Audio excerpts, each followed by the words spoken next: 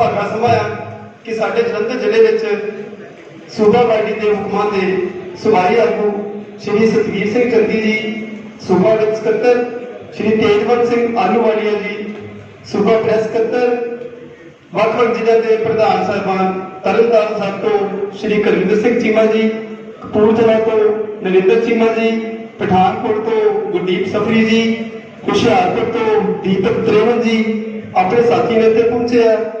मैं सारे सूबाई आगूआं ते जिला प्रधान साहिबान का जिला जलंधर पहुंचने ते निੱਘਾ स्वागत करदा।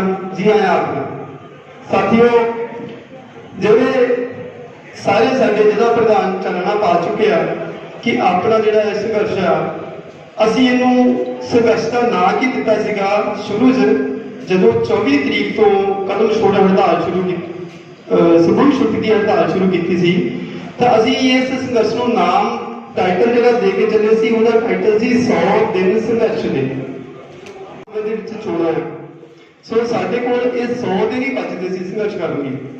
सो इस 100 दिन के संघर्ष की कड़ी तहत 26 मई तो असी सरकार का पिंड स्यापा कर रहे हैं।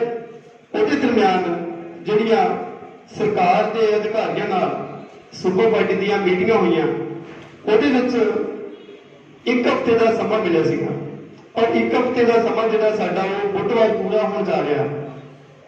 इस तो बाद विच इस हड़ताल दौरान जिहड़ी साडी प्राप्ति हुई है वो सिर्फ तो सिर्फ एक जिहड़ा सुपरडेंट ग्रेड 2 रेवन्यू रीडेस्टिनेट किया गया, वही पत्र जारी किया गया। उस तो इलावा कोई भी पत्र पंजाब सरकार वालों साडियां मन्नियां होईयां मंगां दा अजे तक जारी नहीं किया गया। इस करके डिवीजन पद्धर दी रैलियां कर रहे हैं। सो अज की जिहड़ी डिवीजन पद्धर की रैली है, इहदा साडा मेन मकसद आ कि जिहड़ियां साडियां कमिश्नर दफ्तर दे विच डिवीजन दे विच पैंदे जिल੍ਹਿਆਂ ਦੀਆਂ प्रमोशनां के केस लटके हुए हैं, सुपरडेंट ग्रेड 2 की प्रमोशन चाहे वह जनरल की चाहे वह रेवन्यू की, जां सुपरडेंट ग्रेड 1 की प्रमोशन के जिहड़े पैनल सरकार को भेजने आ वो कमिश्नर दफ्तर के लटके पे आ। कमिश्नर दफ्तर के जिहड़ा स्टाफ आ वो तो नो डाउट ठीक काम कर रहा, पर पिछले जो मैनूं याद है कि जिहड़ा असीं केस जलंधर का मैडम हरकेश राणी और मैडम बलवीर कौर का कढ़वाया सीगा, और एक महीना केस जिहड़ी एडिशनल कमिश्नर है मैडम दलजीत कौर जी उन्होंने अपने कोल ही रख छड्डिया। मैं जदों भी लिविंग एंड विकास जी को फोन करता सीगा तो कहते सी कि मैडम ने डिस्कस पाया होया और डिस्कस जी बुला ही नहीं रहे। सो मेरी इस मंच तो अधिकारी साहबान को अपील आ कि कर्मचारियों को पूरी सर्विस के क्लर्क तो लैके एक सुपरडेंट ग्रेड 1 तक की प्रमोशन मिलती है। कोई बहुत बड़ा साडा ये जिहड़ा अरसा होंदा नौकरी का, तो वो जे सानूं प्रमोशनां सुपरडेंट ग्रेड 2 दियां जां सुपरडेंट ग्रेड 1 दियां नहीं मिलदियां तो साडे जिहड़े आ वो पेंशन दे विच भी बड़ा फर्क पैंदा। इत्थों तक कि तुसीं सारे झाती मारो कि पिछले समय दे विच कुछ साडे सुपरडेंट ग्रेड 1 की प्रमोशन नूं तरसदे कर्मचारी सेवा मुक्त हो गए। सो वैसे तो जिस डेट तो कोई असामी खाली हो रही है, साडा हक तो उस डेट तो बनता है उत्ते पाबंदी का, पर फिर भी जे किते कोई 10-20 दिन की देरी हो जाती है वो बर्दाश्त करन योग आ, सालों बधी देरी जिहड़ी बर्दाश्त करन योग नहीं हैगी।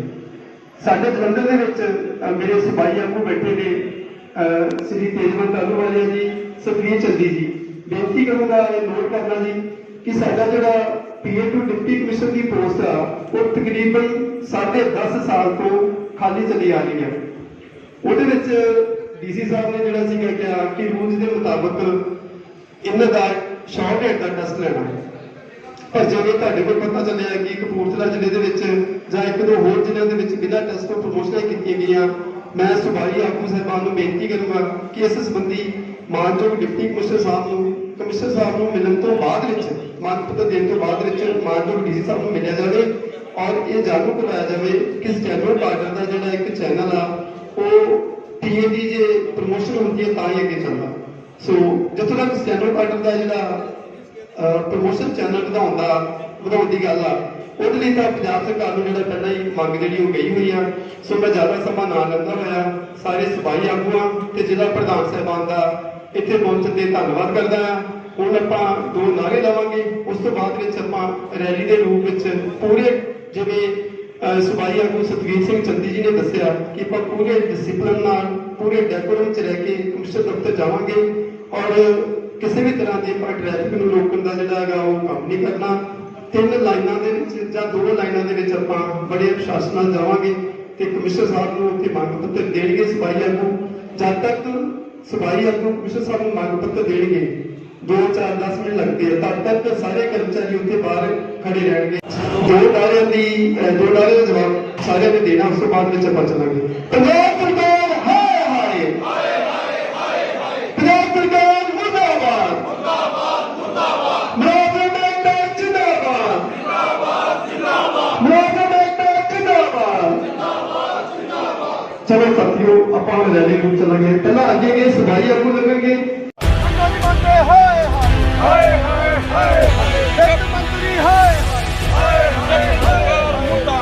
मुर्दाबाद मुर्दाबाद मुर्दाबाद मुर्दाबाद मुर्दाबाद मुर्दाबाद मुर्दाबाद मुर्दाबाद सरकार मुर्दाबाद मुर्दाबाद मुर्दाबाद सरकार मुर्दाबाद मुर्दाबाद मुर्दाबाद